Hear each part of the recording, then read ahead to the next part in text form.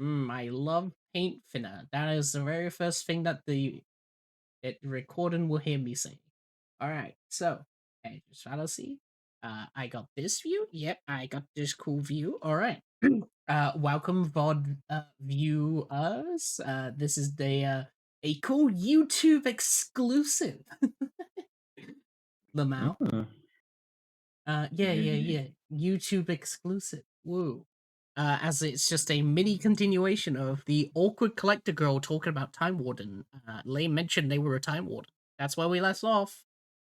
As I get the cool music known as um uh um uh Not Zelda. you know what? Persona 3 because it just been announced. Yeah, Persona 3 ambience. Alright. Come on. There we go. Oh, man. There we go. Alright. So, last time before you suddenly disconnected randomly, uh, Lamau. Alright. You basically mentioned about being a time warp. I forgot what the rest of the conversation was. I should have written more. Yeah. So she said that Limbus works even if you're even if you go into the past, everything else in Limbus will still be the same and recorded. Time doesn't affect it at all, and I was like, oh yeah, that sounds confusing. I'm a time warden though, so I'll probably figure that out as I go, even though I have no idea what that is. Alright.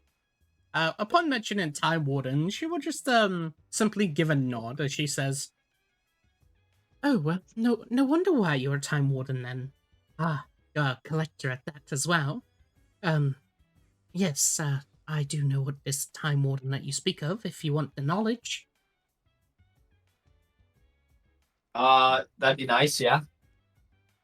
Alright. Well, so, since you have chosen the path of collector, she'll like turn around and start like basically paintbrushing more onto the canvas. Seems to be like a picture of a person that she's starting to draw. As she'll basically just start speaking, going, "Well, a time warden is someone who has been affected by time in a way, not necessarily a chosen or even someone who was selected by the time goddess, bless her heart. Instead, it's more of someone who is a victim of time is a time warden." Mm. Huh. Yes, someone's So time who has some been. Mm. so some time events happen to me, or my time's gone. Well, it usually means if your time has been stolen by an entity or something along those lines, it usually makes you a time warden, someone who is unaffected by time now. The closest thing that you could get is, well, being a time warlock, but that's about lending power comparatively to yours being stolen. Huh. So am I just technically immortal now? Is that what that means? Well, I mean, you could still die by being stabbed and such. It just means that you don't necessarily age as fast as a normal person. You still have time from what I can see. There's like a motion where basically she like makes her one finger and her thumb together to make like a circle and peers through it. And she's like, "Yeah, your time seems somewhat there. It's just going very slowly. I'd say that about 10 years for you is about a year." Huh.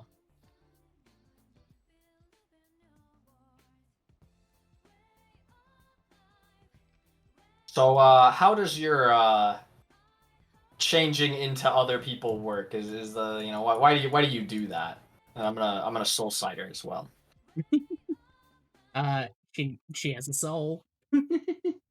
It's right there. Hey. As for the other, as you mentioned that, she just sort of like continues to turn around and continues painting, going, "Ah, well, let's just say that I've been blessed with a gift in a way.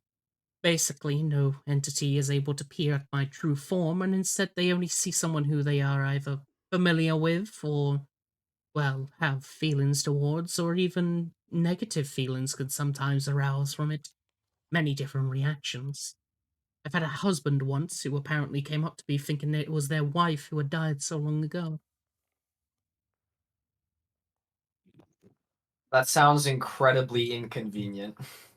Indeed, it's relatively annoying, especially if you want to be familiar with people, but well, we've come across our ways to bypass it, such as well this. She shows a hand where she has basically a what seems to be a bright yellow sort of wristband around it, as she says, "No one else really has this wristband as bright as mine, so people who know me can instantly tell who I am." Uh, I mean, one of my friends has a mirror that could probably show you who you are. Hmm. Well, I mean, if that would be appreciated. After all, your role of a collector is to, well, collect things, as many items as possible, and of course allow Limbus to copy it. And you're in the best location for that. The Wolf Dungeon, a place where one of a kind items reside. Are we able to use things we copy from Limbus? Hmm. Well, I mean, it goes into public domain. So basically, anyone can create the item as long as you come across a artificer or some powerful entity, especially since the place that you're at is, well, the most powerful. Oh, all right then. So there's no like jobs or any paperwork I have to sign. There's no strings. Oh no, there's no strings attached or anything. The only thing I'm asking you to do is to explore, look around, and eventually, of course, find as many knowledge as possible and collect it. Of course, we do have tenants that you have to abide by, but they aren't that difficult. Yeah, they sounded all right. Yes, just to repeat them, it is document and catalog, curate with care, learn from diversity, and of course, embrace the uncharted. All right. Uh, Basically, the best example to say is that instead of hoarding an item and trying to keep it secret for yourself, share it to Olympus and everyone else. And of course, it's your collection now. Understood. And I shouldn't allow other people to destroy items like that.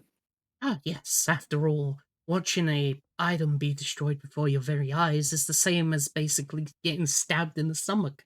It's very disorientating, especially for myself. Understood. Hmm.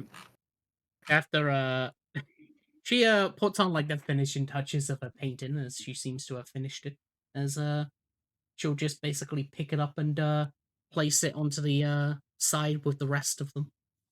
They all seem to be the identical paintings. All of the same person.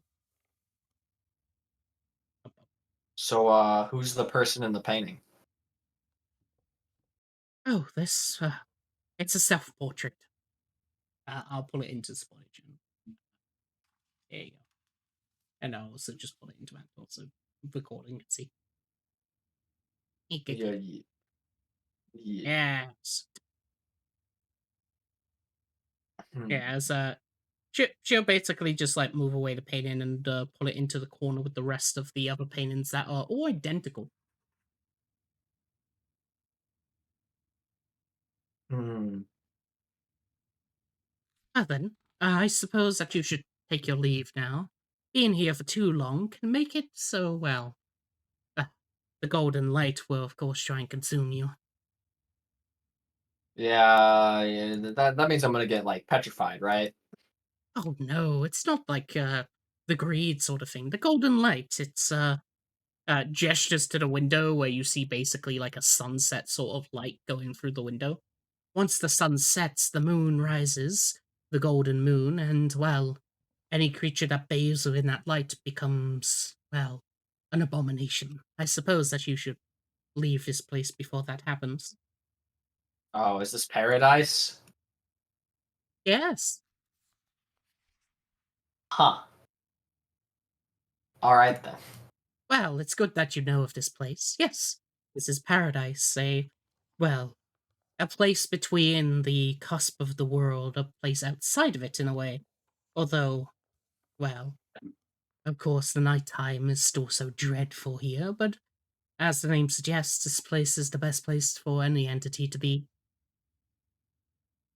Hmm. She starts a new painting. Are you okay if I try something? No, No. Okay. the last time somebody ever tried something here, that caused the entire, points at the sky again. That's what the golden light came from. Oh, I was just gonna attempt to see if I could make it so I can see what you actually look like normally. Well, there'll be many opportunities in the future, since of course we will probably meet again. For now, though, I suggest that we shouldn't test anything in paradise. After all, if something endangers it, I could be kicked out. I see. How do you get to paradise?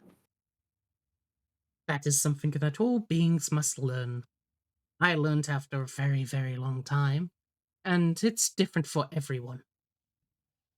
For example, for monks, it's acquiring the ascendant step. Well, of course, for clerics and stuff, it's worship in a domain. And, of course, paladins, it's about ascending to their own godhood through their own oath. All of these lead to paradise in some sort of ways, but every person is unique. Uh, Apparently, the Greed King's going to paradise. I think, Oh, maybe. well, he's already here. He did visit here quite a while ago. Oh. Anyway, I guess I'll be going then. Of course. Well, I wish you luck. Yeah. You too. I guess on whatever you do. Yes, yes. I. Mm, Oh wait. I can just snap my fingers and end my own summoning, right? yes. Pog with my planar powers. All right, I do that. Bloop, bloop. You are gone. Alright. And of course, eventually, just like the rest of you, you all awaken after your cool long rest. And, of course, uh, as hey, shoo, you wake up from your cool dream, however, you got company. Shoo. It's the boy. It's a rat. Kill it. It's a rat. Hang on, it should be small. There we go. Yeah, look, Okay, you perfect. as you awaken, you basically find a pure black slime-like creature, sort of basically laying right by you. You have a feeling that it's part of you. Okay, it's your spellbook. Let's go give a head pat. Be like, hi. Hello. Squeak. Oh my god, it makes noises. Uh, but yes, this is the part where I ended because it seems that Maple will be sleepy, and I Okay. am boiling in my room. My Yes. head is hurting. God, it should be on next week, even if Maple oversleeps again and all that. But yes, will have a session going. It's just that today is not a good day when it is like 35 Celsius in my room. Yes. Gah. Yeah. Gah. I should open my window once streaming. Well, once this ends. All right, so. Hey. Thanks for watching, VOD.